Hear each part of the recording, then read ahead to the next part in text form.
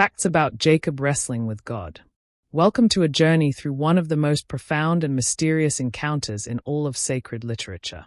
Today, we're exploring 100 facts about Jacob's wrestling match with God, a story that has captivated hearts and minds for over 3,000 years.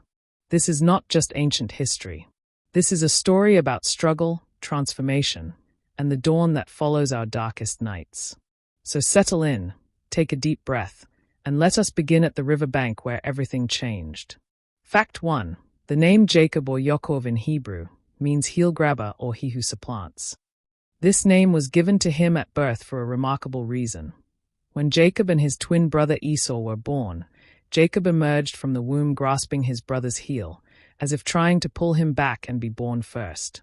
From his very first breath, Jacob's identity was tied to struggle and striving. His name carried a prophecy. This would be a man who would wrestle with destiny itself. Little did anyone know how literally this would come true on a dark night by the Jabbok River. Fact 2. The Jabbok River location. The wrestling match took place at a very specific location, the ford of the Jabbok River, in what is now the country of Jordan. The Jabbok is a tributary of the Jordan River, flowing from east to west through a deep gorge. But here's something beautiful. The Hebrew word for wrestle used in this passage is yavek, and it sounds remarkably similar to Jabbok, or Yebuk in Hebrew. This is not coincidence, it's poetry. The ancient writers were telling us that the very place where Jacob struggled carries the echo of struggle in its name. The river itself seems to wrestle through the gorge, just as Jacob would wrestle through his transformation. The Jabbok marked a boundary between the land of his exile and the land of his birth, between his past and his future, between who he was and who he would become. Fact 3. Jacob was alone. Genesis 32 verse 24 tells us something crucial. So Jacob was left alone. This was not a casual moment of solitude. Jacob had just spent the evening dividing his family, servants, and possessions into two groups, sending them ahead across the river with elaborate gifts for his estranged brother Esau. He orchestrated everything, positioned everyone strategically, and then he stayed behind. Alone. Some scholars suggest this was strategic. If Esau attacked one group, the other might escape. But there's something deeper here. Jacob, the man who had always relied on cunning and strategy, on manipulation and planning, found himself stripped of all props and protections.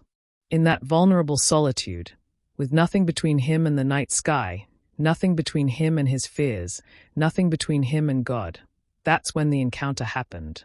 Sometimes we must be alone to truly meet the divine. Sometimes God waits for the noise to fade before speaking. Fact 4. It happened at night. The wrestling began at night and continued until dawn. This timing is deeply significant in biblical literature. Night represents uncertainty, fear, the unknown. It's when we cannot see clearly, when dangers are hidden, when we are most vulnerable.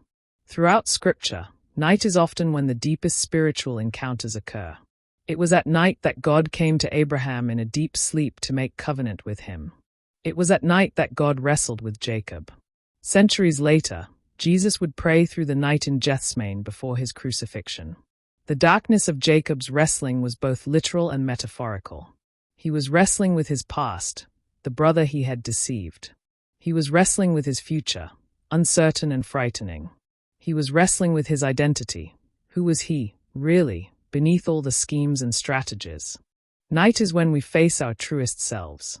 And sometimes, that's when we meet God most authentically. Fact 5. The mysterious opponent. Genesis 32 verse 24 calls Jacob's opponent simply a man. Ish in Hebrew. Not God, not an angel, but a man. Yet later in the passage, Jacob declares that he has seen God face to face. The prophet Hosea, writing centuries later, identifies the figure as an angel. Jewish tradition offers multiple interpretations. Some say it was the angel of Esau. Others say it was a manifestation of Jacob's own conscience. This beautiful ambiguity is intentional. The text invites us to sit with mystery rather than demanding clear answers. In our deepest struggles, we often cannot clearly distinguish what we're wrestling with. Is it circumstances? Is it God? Is it our own inner demons? Is it all of these at once? The figure is man and more than man, physical and spiritual, opponent and blessing giver. This is the paradox of divine encounter. God comes to us in ways that are both intimate and mysterious, clear and confusing, defeating us and lifting us up simultaneously. Fact 6. The physical struggle was real. This was not a metaphorical or purely spiritual experience. The text emphasizes the physicality. A man wrestled with him. The Hebrew word suggests a violent, dust-raising, sweat-producing struggle. Jacob's opponent even struck his hip socket, causing a dislocation or injury that left Jacob with a permanent limp. Ancient Near Eastern wrestling was brutal, a test of strength, endurance, and will. Matches could last hours. The goal was to throw your opponent to the ground and pin them there. Why does this matter? Because it tells us that our spiritual struggles are not divorced from our physical reality. We are not disembodied souls having a temporary earthly experience. We are embodied beings, and our encounters with the divine involve all of who we are. Our bodies carry our traumas, our struggles, our transformations. Jacob's limp would forever remind him, and us, that wrestling with God leaves marks. Transformation costs something. Growth involves real pain.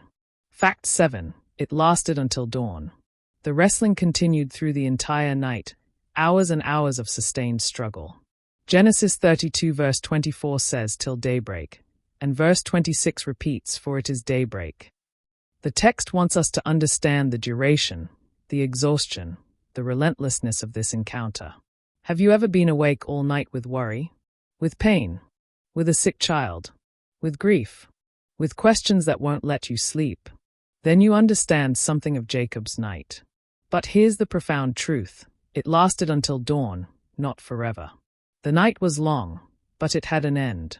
This is one of the great promises embedded in Jacob's story. The darkness does not last forever. Morning comes. Light breaks through. The psalmist would later write, "Weeping may endure for a night, but joy comes in the morning." Jacob's wrestling testifies to this truth. Hold on through the darkness, because dawn is coming.